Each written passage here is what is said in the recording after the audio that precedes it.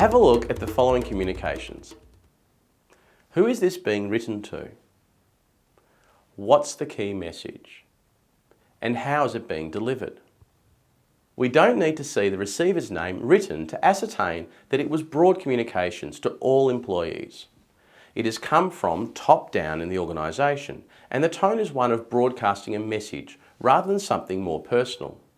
In this case, it's also not really a two-way communication, as people are being asked to reply to a different sender if they have questions. An advantage of this form of communication is that it delivers a consistent message, and a disadvantage is that it often lacks detail and will have different levels of relevance to different parts of the organisation. This is an example of internal communications in an organisation. Who is the intended audience for this message? And how is it being delivered in terms of language and tone?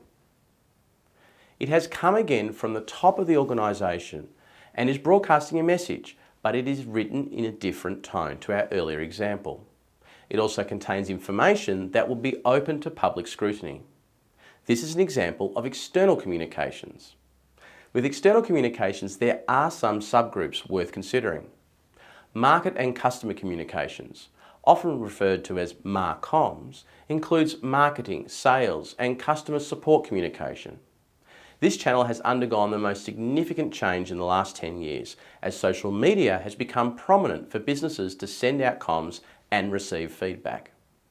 Another closely related category is public communications, which may be handled by the Public Relations Department in a large company. This channel will likely involve having spokespeople for the company who are responsible for providing a consistent message to media organisations who make inquiries. Again, social media and online communications channels are increasingly being used for public relations.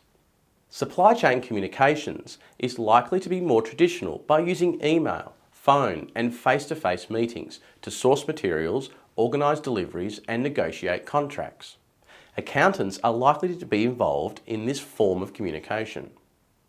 Organisations have a number of different stakeholders, and it's important to deliver consistent communications, yet still targeted to the specific audience. For public companies, some communications are regulated in terms of timing and reporting requirements for the stock exchange. There is now even an established business reporting language in Australia, which is a standardised electronic form for the communication of financial business information. Government communications, both to and from government, has its own requirements.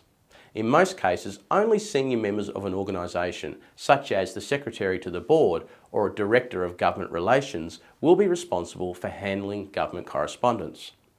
Writing documents such as ministerials requires experience in structure, language and tone in the correspondence.